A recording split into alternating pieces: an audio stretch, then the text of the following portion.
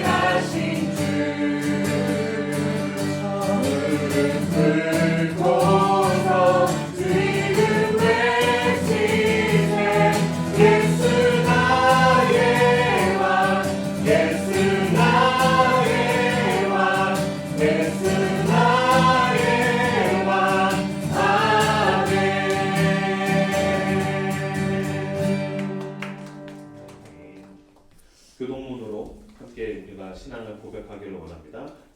여러분 성경책 찬양 여러분의 성경의 시편 8편 교동문 5번 같이 교독하도록 하겠습니다. 시편 8편 교동문 5번으로 우리의 신앙을 함께 고백하기를 원합니다. 여호와 우리 주여 주의 이름이 온 땅에 어찌 그리 아름다운지요. 주의 영광이 하늘을 덮었나이다. 주의 대적으로 말미암아 어린아이들과 젖먹이들의 입으로 권능을 세우시며 이는 원수들과 보복자들을 잠잠하게 하려 하심이니이다. 주의 손가락으로 만드신 주의 하늘과 주께서 베풀어 주신 달과 별들을 내가 보오니 사람이 무엇이기에 주께서 그를 생각하시며 인자가 무엇이기에 주께서 그를 돌보시나이까. 그를 하나님보다 조금 못하게 하시고 영화와 존귀로 관을 씌우셨나이다. 주의 손으로 만드신 것을 다스리게 하시고 만물을 그의 발 아래 두셨으니 곧 모든 소와 양과 들짐승이며 공중의 새와 바다의 물고기와 바닷새를 다니는 것이니이다. 여호와 우리 주여 주의 이름이 온 땅에 어찌 그리 아름다운지요. 아멘. 찬양 계속해서 하겠습니다.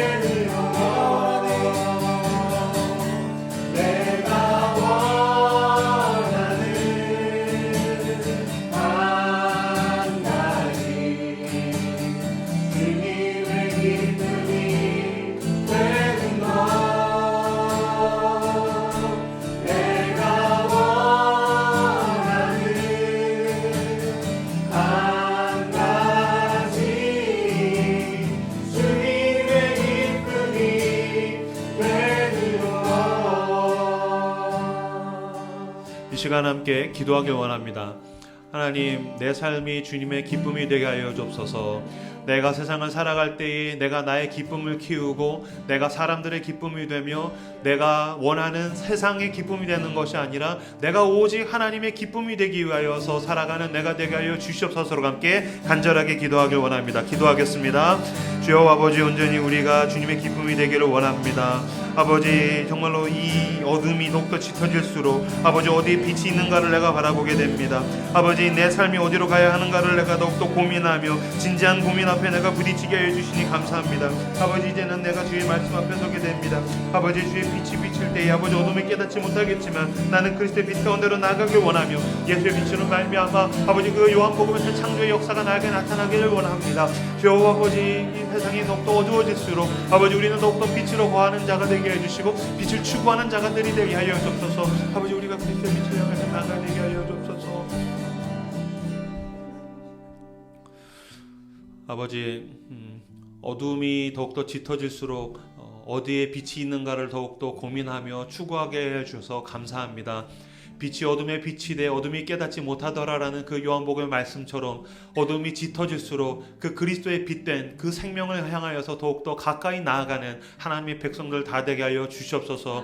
요한복음의 그 새 창조의 역사가 나에게 일어나고 우리 가정에 일어나며 우리가 살아가는 그 삶의 일터들과 이 나라와 민족 가운데에 나타나게 하여 주시옵소서. 이 세상은 여전히 힘들지만 우리 가운데 이루시는 그 요한복음의 새 창조의 역사를 기대합니다. 주의 그 말씀을 듣게 하여 주시고 이제 우리에게 들려진 그 말씀이 우리에게서 일어나는 말씀이 역사가 되는 시간이 되게 하여 주시옵소서. 감사드리며 모든 말씀 우리를 부르시고 우리를 모으신 우리 주 예수 그리스도의 이름으로 기도했습니다. 아멘. 감사합니다.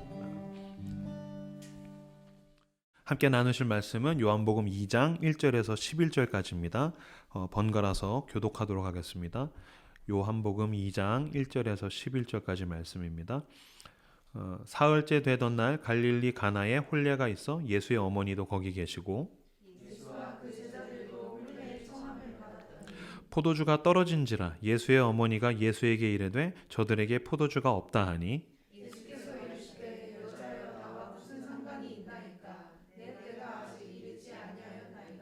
그의 어머니가 하인들에게 이르되 너희에게 무슨 말씀을 하시든지 그대로 하라 하니라.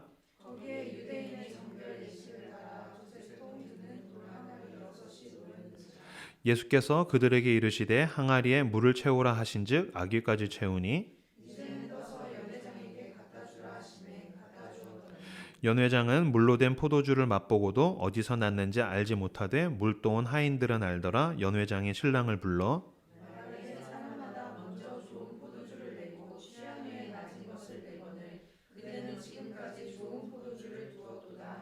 같이 읽겠습니다. 예수께서 이 첫 표적을 갈릴리 가나에서 행하여 그의 영광을 나타내심에 제자들이 그를 믿으니라. 아멘. 끊어지지 않는 기쁨이라는 제목으로 함께 하나님의 말씀 나누도록 하겠습니다. 어쨌든 지금 코로나로 세상이 뒤숭숭한데 이렇게 저희가 많이 모으지 않으려고 했는데 이렇게 많이 모여주셔서 너무나도 감사하고 지금 영상으로 함께 말씀과 예배를 참여하고 있는 우리 라이트하우스 방배 식구들 그리고 라이트하우스 해운대 식구들 그리고 어디선가 유튜브로 예배를 드리고 있는 모든 하나님의 백성들을 축복합니다. 오늘 성경은 굉장히 유명한 부분입니다. 예수님이 이제 물로 포도주를 만드신 사건, 물을 바꿔가지고 포도주를 만드신 사건입니다. 그 최근에 제가 읽었던 그 짧은 소설 중에 그 예수와 함께한 저녁 식사라는 짧은 기독교 소설이 있습니다. 여기에는 예수님이 물로 포도주를 바꾸신 사건이 굉장히 재미있게 이제 묘사가 되어 있습니다. 주인공이 이제 미국인인데 그 한 미국인 남성, 이 신앙이 전혀 없는 한 남자에게 편지가 온 거예요. 그래서 이제 예수님이 만나고 싶다. 그 편지에서 예수님이 만나고 싶다니까 너무 말도 안 된다라고 생각하면서도 이제 궁금하니까 그 약속된 그 레스토랑에 나갑니다. 그 레스토랑에 나가가지고 이렇게 앉아 있는데 저쪽에서 누군가 남자가 이제 뚜벅뚜벅 걸어와서 이렇게 앉는 거죠.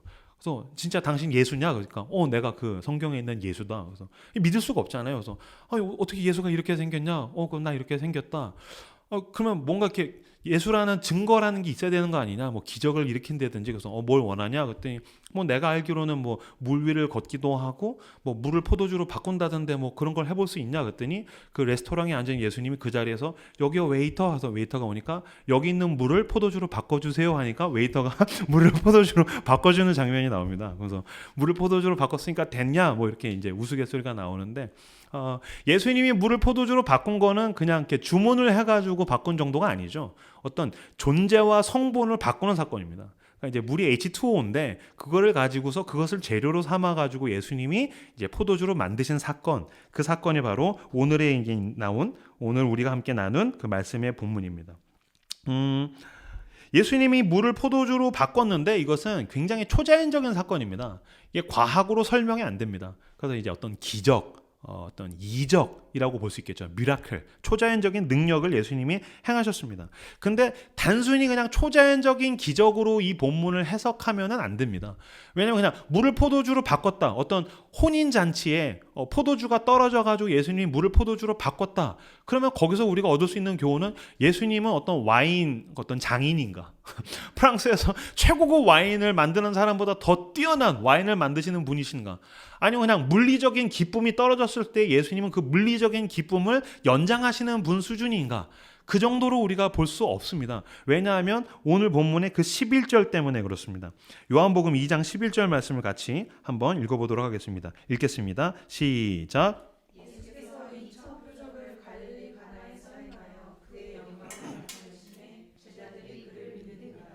아멘. 예수께서 이 첫 표적을 갈릴리 가나에서 행하셨더니 제자들이 그것을 보고서 믿었더라라고 나와 있습니다. 여기서 이제 첫 표적이라는 말, 물을 포도주로 바꾼 사건을 표적이라고 나와 있는데 영어에선 사인이라고 나와 있습니다. 그러니까 상징이라는 뜻이고 헬라어 원어로는 그리스 말로는 세메이온이라는 말입니다. 이 세메이온이라는 말은 뭐로 보시면 더 가깝냐면은 그 표지판이라는 뜻입니다.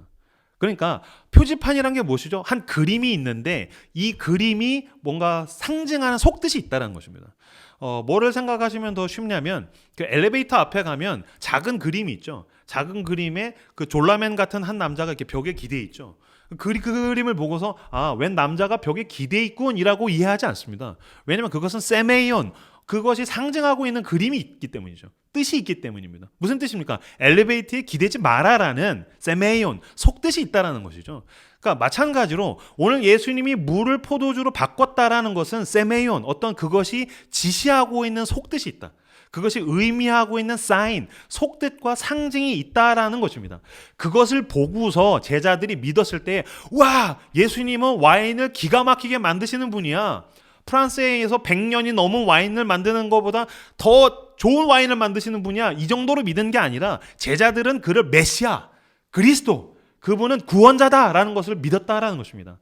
그럼 도대체 이거 어떠한 의미가 있기 때문에 이게 도대체 어떠한 의미가 있길래 물을 포도주로 만든 사건을 가지고 제자들이 그분은 그리스도다라고 믿었는가에 대해서 함께 살펴보려고 합니다. 오늘 본문 말씀 3절을 같이 읽어보도록 하겠습니다. 본문 말씀 3절을 같이 읽겠습니다. 시작.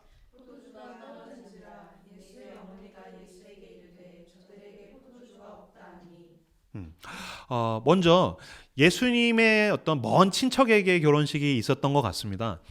보니까 아마 외가 쪽, 예수님에게 있어서 외가 쪽. 왜냐면은 그 결혼식에 누가 초대가 됐냐면 예수님의 어머니 마리아가 초대가 됐고, 그 다음에 이제 예수님이 초대가 됐고, 제자들이 초대된 걸 봤을 때는 그 어머님의 친척이니까 외가 쪽에 있는 뭐 외삼촌이나 이모의 뭐 자녀들에게 있는 결혼식이 아닐까라고 생각을 합니다. 그 결혼식에 초대가 됐는데, 그 유대인의 결혼식에 대해서 좀 생각을 해볼 필요가 있는 게, 우리나라는 지금 이제 결혼하면 뭐 피로연 한 번을 하거나 아니면은 저 먼 지방에서 결혼식을 하면은 뭐 피로연을 나누어서 두 군데에서 이게 하루 정도씩 피로연을 하는 수준이지만, 유대인들은 결혼을 하면요 일주일씩 피로연을 합니다. 그러니까 일주일씩 잔치를 합니다. 그러니까 결혼을 했다라는 거는 그 집안에서 가장 큰 어떤 잔치인 것과 동시에 그 마을의 잔치예요. 그 젊은 분들은 잘 이게 와닿지 않을 수 있는데, 아마 이 설교를 영상으로 들으시는 분 중에서 좀 나이대가 있으신 분들은 좀 이게 와닿을 수 있습니다. 저 어렸었을 때에 그 시골에서 사는 사람들은 시골에 그 약장사가 옵니다. 약장사. 약장수, 그 애들은 가라 하면서 이제 북치면서 그 동네에 있는 사람들을 다 모아놓고 잔치를 벌려요.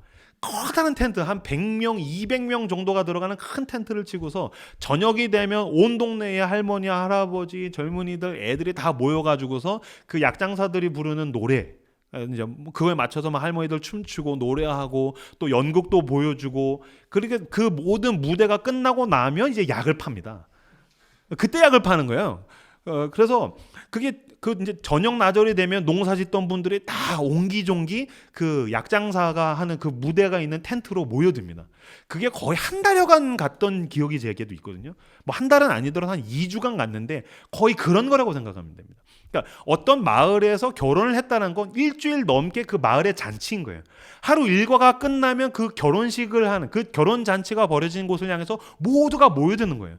거기서 기뻐하고 춤을 추고 노래를 부르는 게 바로 그 유대인들 2000년 전에 그 결혼 잔치라는 것이죠.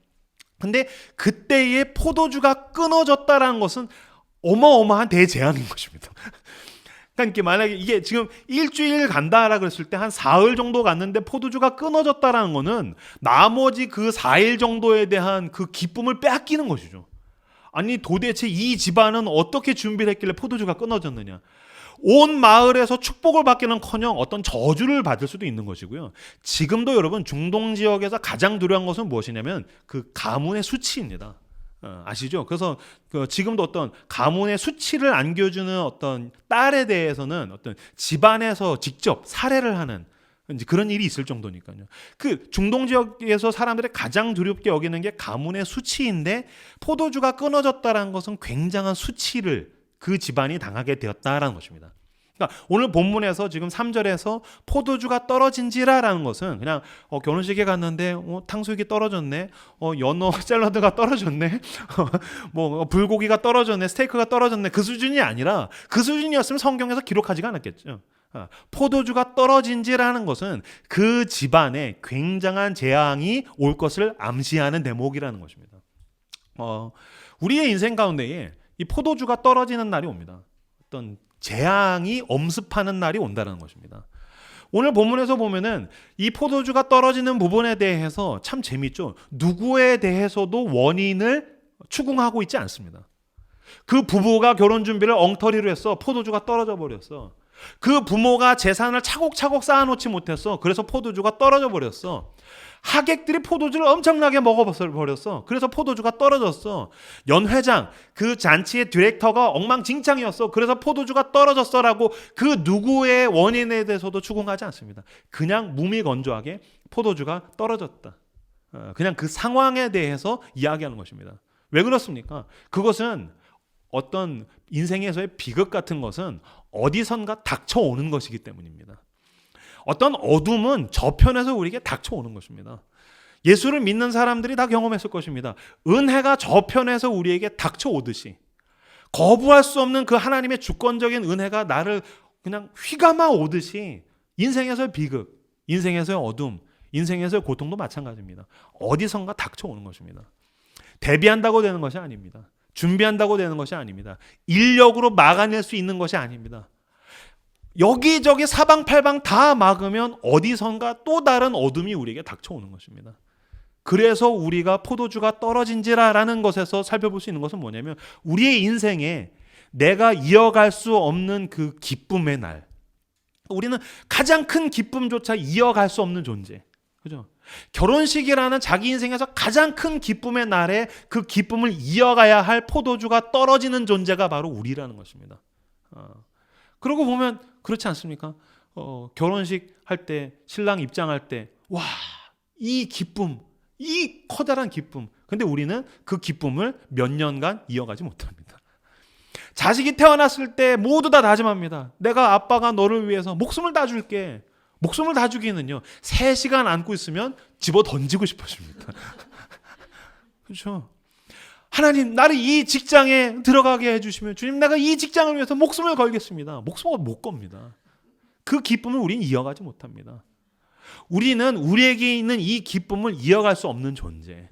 포도주가, 우리는 우리에게 있는 이 기쁨을 이어갈 수가 없는 존재. 어느 순간인가 포도주가 떨어집니다.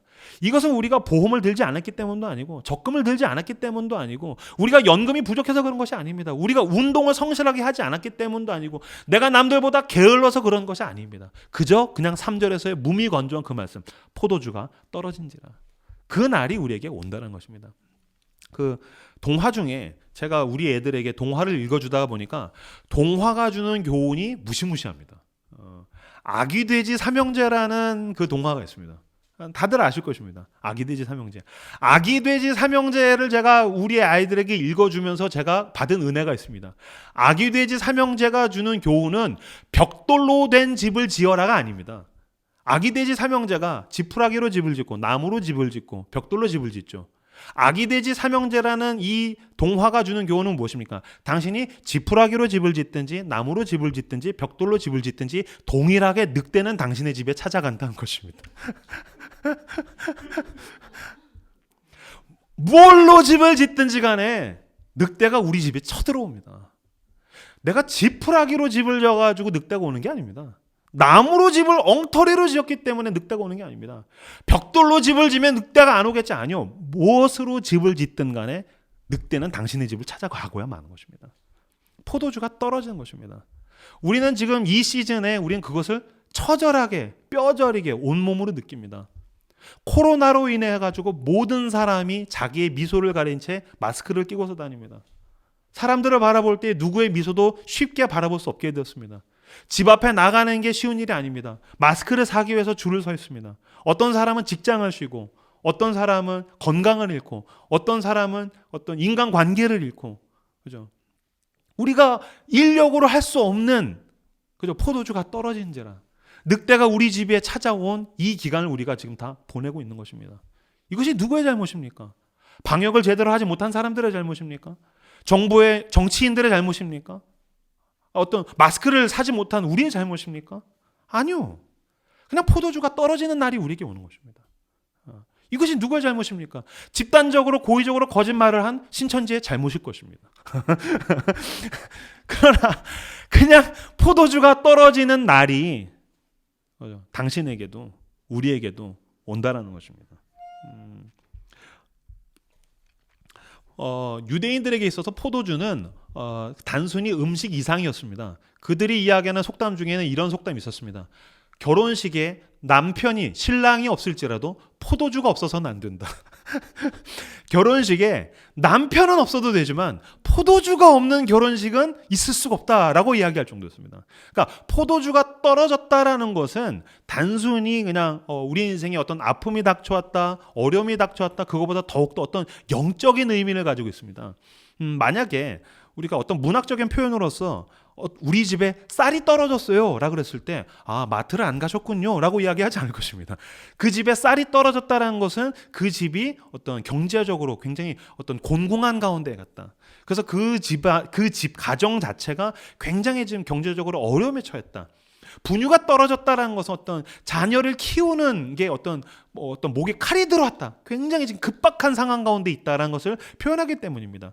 마찬가지로 포도주가 떨어졌다는 것은 어떤 물리적으로도 그 기쁨이 끊어졌다는 의미도 있지만 굉장히 큰 어려움을 닥쳤다는 의미도 있지만 굉장히 유대인들에게 영적인 의미가 있습니다. 창세기 49장을 같이 찾아보도록 하겠습니다. 창세기 49장 10절에서 12절까지 말씀입니다. 창세기 49장 창세기 49장 10절에서 12절까지 말씀입니다. 같이 읽겠습니다. 시작. 통치자의 지팡이가 그 발 사이에서 떠나지 아니하기를 실로가 오시기까지 이르리니 그에게 모든 백성이 복종하리로다. 그의 나귀를 포도나무에 매며 그의 암나귀 새끼를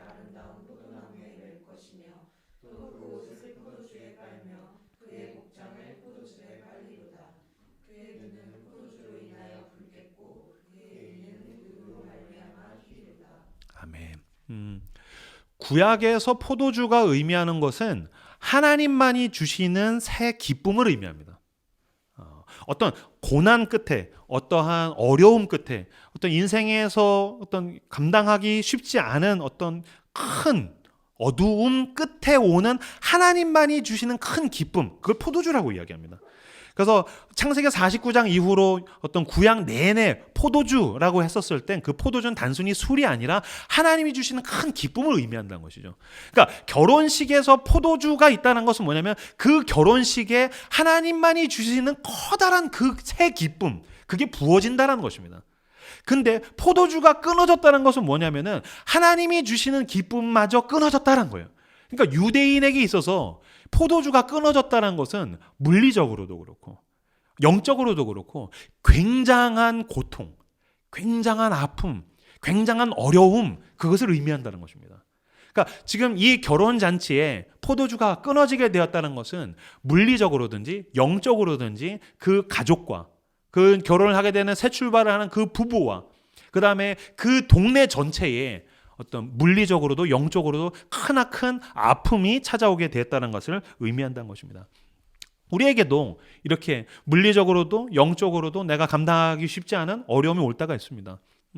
갑자기 멀쩡하게 살아가다가 직장을 다니는데 직장으로부터 당신은 더 이상 우리 직장에서 일하지 못하게 되었다라는 이야기를 듣게 된다든지, 어느 날 갑자기 부모님에게 전화 한 통을 받았는데 부모님이 건강을 이제 상실하게 됐다는 이야기를 듣게 된다든지, 세상에서 가장 사랑하는 자녀였고 누구보다도 이 아이가 너무나도 자랑스러웠는데 이 아이에게 어떤 문제가 닥치게 된다든지, 아니면 너무나도 사랑하는 그 부부관계에 어려움이 오게 된다든지 나의 물리적인 것과 나의 영적인 모든 것을 어두움으로 집어삼키게 되는 이런 포도주가 떨어지는 시간이 이 혼인잔치에게도 왔듯이 우리에게도 올 수 있다는 것입니다.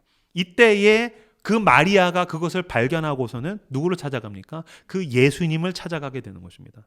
요한복음 2장 6절 말씀을 같이 읽도록 하겠습니다. 읽겠습니다.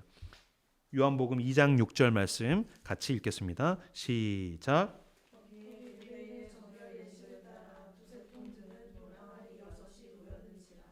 아멘. 포도주가 끊어져서 물리적으로도 영적으로도 큰 어려움을 이제 당하게 되었을 때에 그 마리아, 그 어머니가 예수의 어머니가 그것을 발견하고 예수님을 찾아갑니다. 가가지고서 이제 이야기한 거죠. 포도주가 떨어졌다. 포도주가 떨어졌다. 근데 이 부분에서 이제 예수님이 굉장히 좀 이상하게 행동을 하십니다. 왜냐면은 4절 말씀을 한번 보시겠어요? 예수께서 이르시되 여자여 나와 무슨 상관이 있나이까? 내 때가 아직 이르지 아니하였나이다라고 대답을 합니다.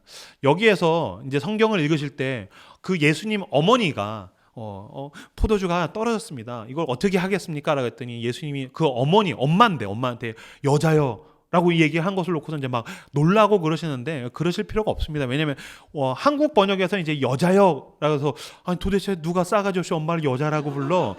그죠? 저도 우리 엄마한테 여자여라고 하지 않거든요. 근데 여기서 나오는 여자여는 그 어떤 여성에 대한 존칭, 어떤 ma'am, 우리나라로 치면은 여사, 어떤 여자에 대한 존칭이라고 표현을 보시면 됩니다. 그럼에도 불구하고 저도 이제 저희 어머니를 농담처럼 최여사 이렇게 부를 때가 있지만 일상적으로는 잘 그렇게 하지 않거든요. 아들 나 어디 병원 가는데 차로 좀 태워다 줘 그랬을 때 여자여, 여사여 이렇게 하지 않거든요. 근데 왜 예수님이 이렇게 하셨는가라 그랬을 때 예수님께서 이젠 공생애 어떤 예수 그리스도로서 인류 가운데 오신 메시아로서 본격적인 사역을 시작하실 때에 아무리 그 어머니라고 할지라도 인간의 마음대로 움직일 수 없다는 것에 대해서 어느 정도 선을 그으신 거라고 보셔야 됩니다. 왜냐하면 그분은 하나님의 아들이셨고 온 세상을 구원하실 그리스도셨기 때문에 구원자로서 엄마가 그 구원자를 뒤흔들 수 없다. 그 부분에 대해서는 어느 정도 존칭을 하지만 선을 그으셨다. 그래서 이야기합니다. 내 때가 아직 이르지 않았습니다. 라고 선을 그으신 거라고 보시면 됩니다. 그럼에도 불구하고 선을 그어서 그러면 하지 말아야 되는데 갑자기 예수님께서 왜 그러면 움직이셨는가? 여기에 대해서는 굉장히 의미가 있습니다. 6절 거기에 유대인의 정결 예식을 따라 두세 통 드는 돌 항아리 6이 놓였는지라 예수께서 그들에게 이르시되 항아리에 물을 채우라 하신즉 아기까지 채우니 예수님께서 처음에는 선을 그어서 안 하실 것처럼 하다가 조금 후에 갑자기 그 하인들을 데리고서 이제 심부름을 시킵니다. 정결 예식에 쓰는 돌 항아리가 있는데 이거 6을 갖다 놓고서 물을 채우라고 했다는 것입니다.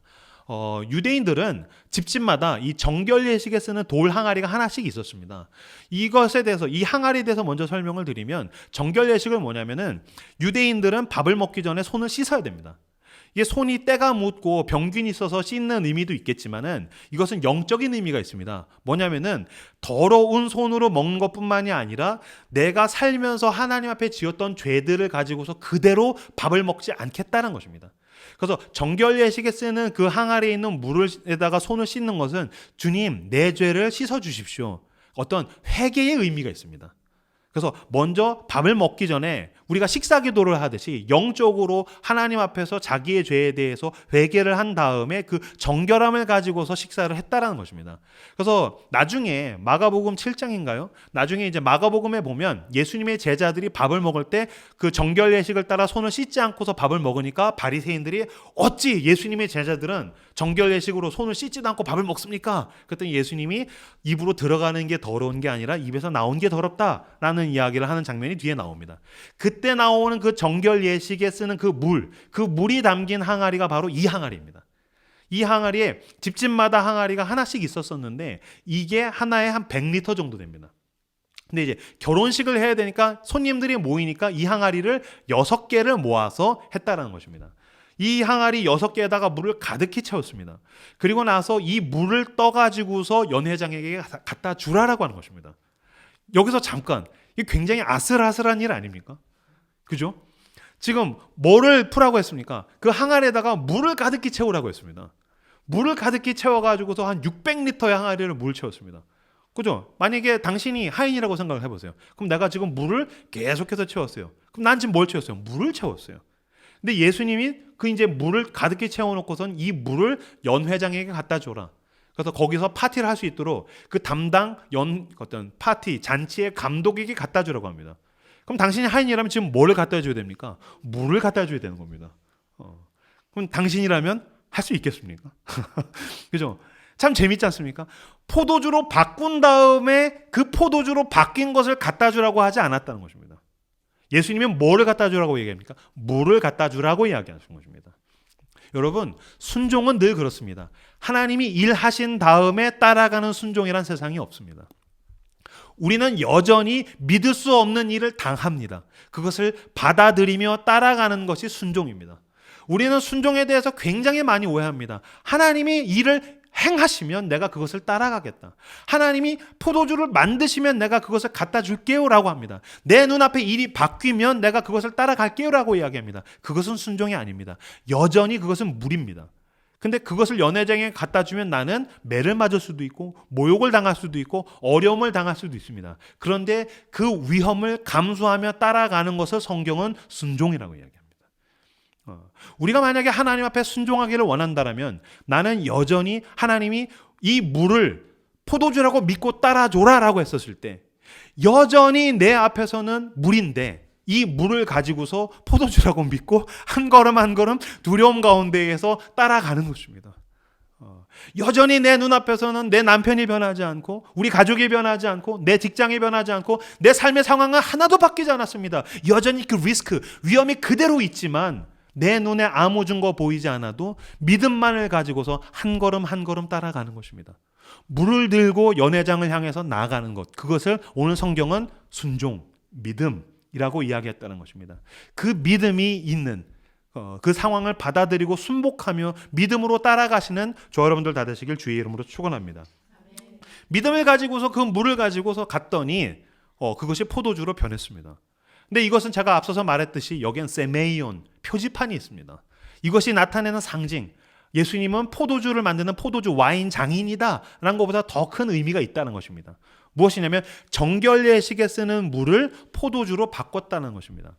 정결 예식은 손을 씻어서 자기가 정결하게 됐다라는 것을 의미하는데 그것을 가지고서 포도주로 바꿨다는 것입니다.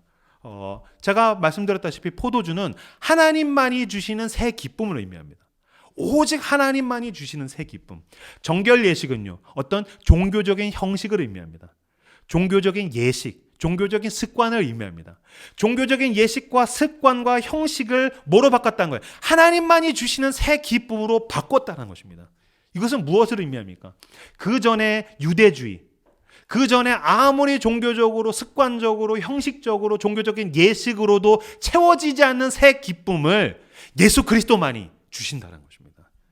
그것을 예수님이 공생애를 시작하면서 첫 표적으로 드러내주신 것입니다. 사실 예수님이 하나님의 아들인 것을 드러내려면 거창한 거야 되는 거 아닙니까? 그죠? 뭐 하늘에서 날라온다든지, 그죠? 그래서 영화 보시면은 첫 5분이 가장 이렇게 화끈하지 않습니까? 막 폭탄 터지고 막 슈퍼히어로가 등장하고 그 5분은 눈과 귀를 완전히 사로잡습니다. 그럼 예수님 첫 표적으로 뭐 죽었다가 살아난다든지 물 위를 걷는다든지 아니면 여러분 적어도 사탄이 예수님께 했던 그 시험, 성전에서 떨어졌는데 죽지 않는 그 기적의 사실은 첫 표적에 더 어울릴지도 모르겠습니다. 근데 예수님이 그걸 하지 않으시고 굉장한 어떤 속뜻을 가진 세메이온으로 하셨습니다. 그것은 무엇입니까?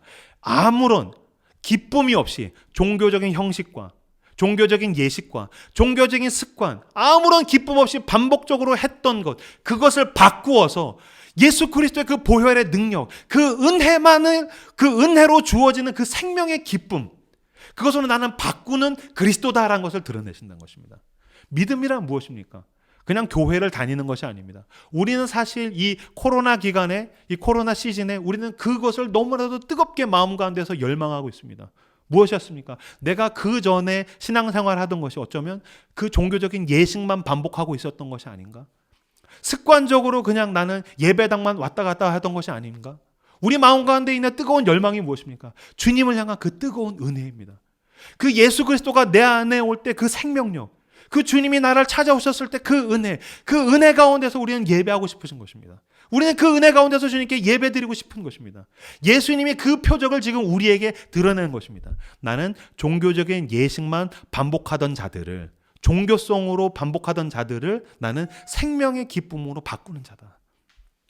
내가 그 사람에게 찾아갈 때에, 포도주가 끊어진 집에 찾아갈 때에, 그 늑대가 찾아온 집에 찾아갈 때에, 영적인 기쁨이 다 사그라든 그 가정에 찾아갈 때에 나로 인하여서 생명의 기쁨이 터져나오게 될 것이다. 모든 포도주가 끊어지고 이제는 물밖에 남지 않았을지라도 나는 그것을 바꾸어서 그 포도주를 만들어내는, 새 기쁨을 만들어내는 하나님의 아들이다. 예수 그리스도라는 것을 우리에게 드러낸다는 것입니다. 우리의 삶 가운데에 기쁨이 끊어지고 고통이 가득히 채워지고 내게 아무런 소망이 보이지 않았을지라도 여러분 걱정하지 마십시오. 소망을 품으십시오. 우리에게 물을 바꾸어서 포도주를 만드시는 예수 그리스도가 있기 때문입니다. 그 예수께서 아무것도 재료로 원치 않으십니다. 그분은 물을 가지고서 생명의 기쁨으로 만드시는 분이시기 때문입니다. 우리가 망했다라고 생각하는 그때에도 예수님은 여전히 소망이 있으십니다. 우리에게 희망을 품으십니다. 우리가 주님을 믿을 수 없을 때에도 주님은 우리를 믿어주십니다. 그 신실하심을 가지고 주님께서 우리에게 기쁨을 만들어내실 것입니다. 코로나로 인해서 모임은 끊어졌습니다. 예배가 끊어진 것이 아닙니다. 모임은 끊어졌을지라도 종교적인 예식은 끊어졌으나 그것을 가지고 그분은 생명의 기쁨의 예배를 만들어내시는 분이신 줄로 믿습니다. 그 소망을 품고서 나아가시는 저와 여러분들이 다 되시기를 바랍니다. 이 시간 함께 기도하길 원합니다.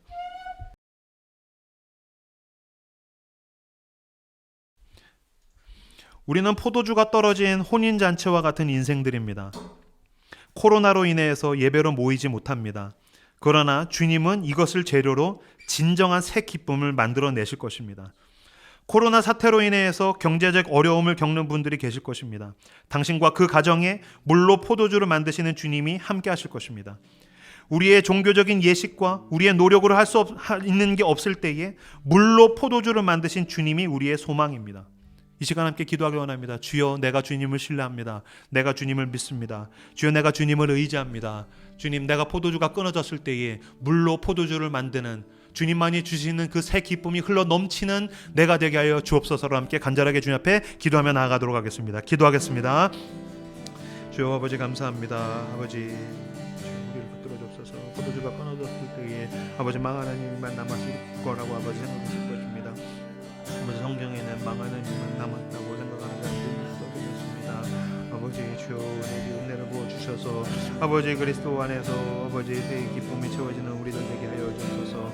아버지 인식으로 채워지지 않는 아버지 삶 가운데 아버지 예수 그리스도만이 주시는 아버지 생명의 기쁨이 흘러넘치는 우리 모두 되게 하여 주옵소서. 주여 아버지 우리는 너무나도 무기력합니다. 아버지 우리에겐 소망이 없습니다. 아버지 그러나 그때에도 아버지 주님은 신실하게 아버지 일하시는 분이신 줄로 믿습니다. 아버지 모든 것이 끊어졌을 때 아버지 우리에게서 일하시는 그 주님을 의지하며 나아갑니다. 계속해서 기도하겠습니다. 포도주가 끊어졌다는 것을 발견했을 때에 그것을 알게 된 사람들은 망했다라고 생각했을 것입니다. 망했다. 결혼식이 망했다. 나는 망했다. 우리도 그렇습니다. 내게서 기쁨이 끊어질 때에, 어떤 고통이 우리에게 찾아올 때에, 늑대가 우리 집 앞으로 찾아올 때에 우리는 망했다라고 생각합니다. 하나님, 난 망했습니다. 나는 끝났습니다. 아니요. 물로 포도주를 만드시는, 절망으로 기쁨을 만드시는, 죄와 사망으로 생명을 만드시는 예수 그리스도께서 우리와 함께 하십니다. 이 시간 함께 기도하기 원합니다. 그 주님을 의지하며 그 소망을 향하여 나아가게 하여 주옵소서. 모든 사람이 나를 향해서 망했다라고 이야기할 때 주님만이 주시는 그 기쁨이 흘러넘치는 인생 되게 하여 주시옵소서로 함께 한 번 더 주님 앞에 기도하며 나아가겠습니다. 기도하겠습니다. 주여 아버지 감사합니다. 아버지 온전히 우리가 주여 아버지 우리의 절망 가운데에서 아버지 우리 어려움 가운데에서 아버지 이것을 예로로 삼으셔서 아버지 기쁨을 만들어내신 주님을 향하여 나가게 되기를 원합니다. 아버지 항상 모든 사람이 나를 향해서 끝났다라고 이야기할 때에 아버지 나를 향해서 절망의 목소리를 아버지 이야기할 때에 내가 예수를 의지합니다. 아버지 당신은 물로 포도주를 만드시는 분, 절망으로 기쁨을 빚어내시는 분, 아버지 정말 모든 것들에 대해서 아버지 죄와 사망으로 끝났을 때에 그것을 가지고 예수 그리스도의 부활한 생명으로 만드시는 분이시기 때문입니다. 아버지 그 부활의 주님이 나와 함께 하심으로 내가 아버지 무엇을 두려워하겠습니까? 부활의 생명이 나와 함께 있으므로 내가 무엇을 두려워하겠습니까? 주여 사망이 아버지 나에게 닥쳐올 때에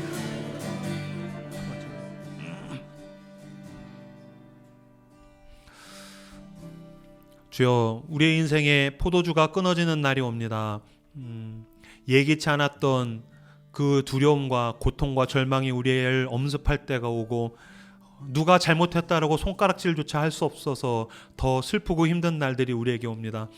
그러나 우리가 절망에서 끝나지 않습니다. 우리에게는 그 물로 포도주를 만드시는 분, 절망으로 소망을 만들어내시는 분, 죄와 사망을 가지고 그리스도의 생명, 부활의 생명으로 만들어내시는 주님이 우리와 함께 하시기 때문입니다.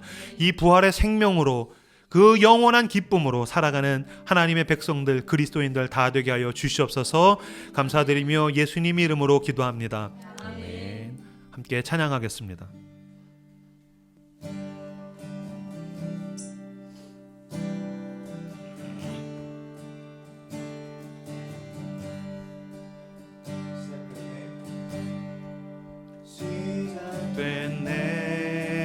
시작됐네 우리 주님의 은혜니 나의 삶을 다스리고 새롭게 하네 자유하네 죄와 사망으로부터 나의 삶은 변하구나 충만하네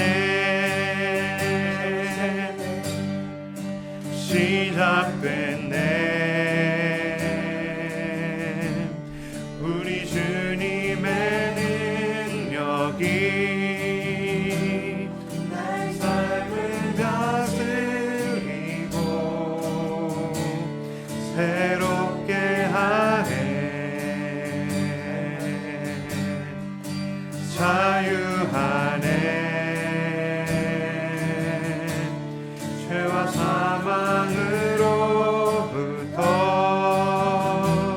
나의 삶은 변하구나 충만하네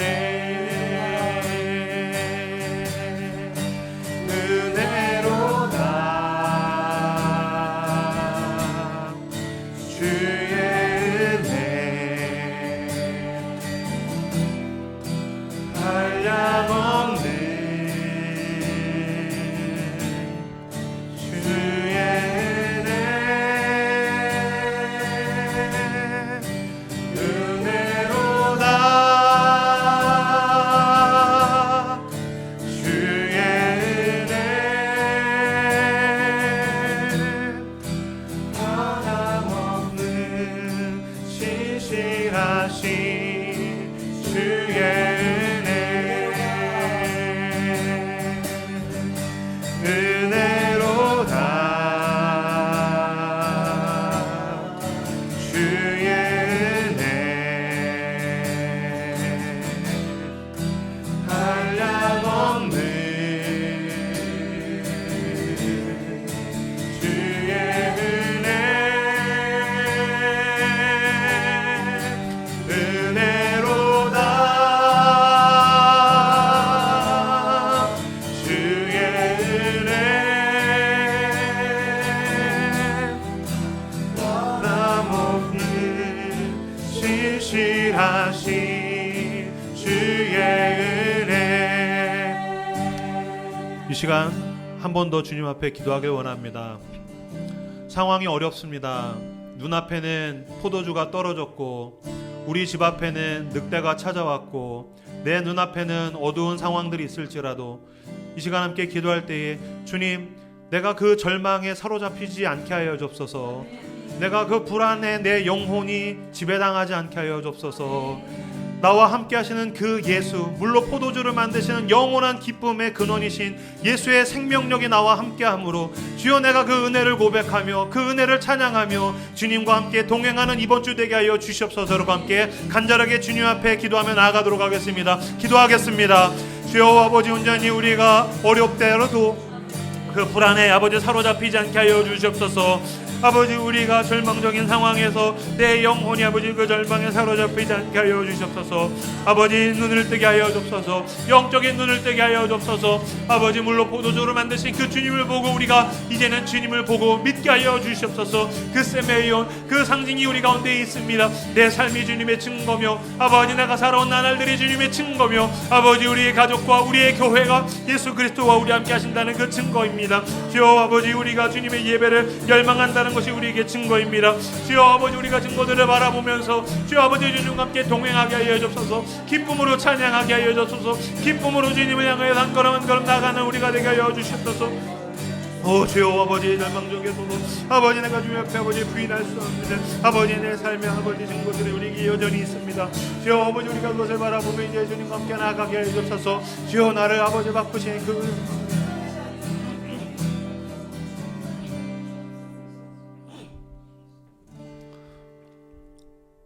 예수님 이름으로 기도했습니다. 아멘.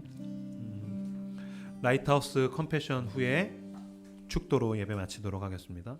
주님은 빛이십니다. 저희도 어두운 세상에 빛이 되게 하소서. 사회와 교회에 한 줄기 빛을 비추는 공동체 되게 하소서. 주여, 나의 마음과 몸을 주님께 드립니다. 나에게 주어진 것이 내 것이 아님을 깨닫게 하시고 헌신하여 이 땅에 하나님 나라를 이루게 하소서. 주님은 우리의 목자이십니다. 양이 목자를 떠나 살 수 없듯이 우리도 주님을 떠나 살 수 없습니다. 주님께 순종하는 삶이 가장 안전하고 완전한 삶입니다. 이제 세상으로 나아가 주님이 주인 되심을 선포하는 삶이 되게 하소서. 아멘. 이제는 우리 주 예수 그리스도의 은혜와 그 아들을 아끼지 않고 내어주신 아버지의 극진하신 사랑하심과 성령님의 감화 감동 동행하심이 여기에 있는 모든 라이트하우스 식구들 머리 위에와 영상으로 예배드리는 사람들의 삶의 자리 위에, 그리고 그들이 살아가야 되는 삶의 곳곳 위에 이후로 영원토록 함께 있을지어다. 아멘.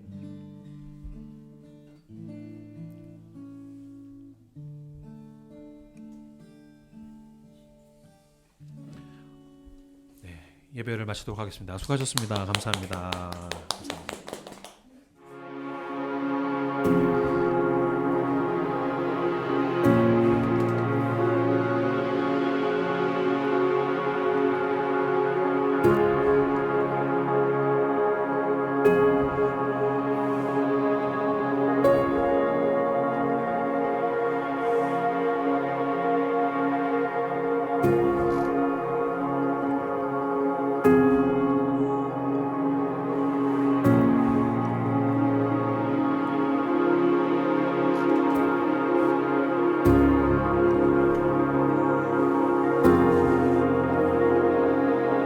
아멘.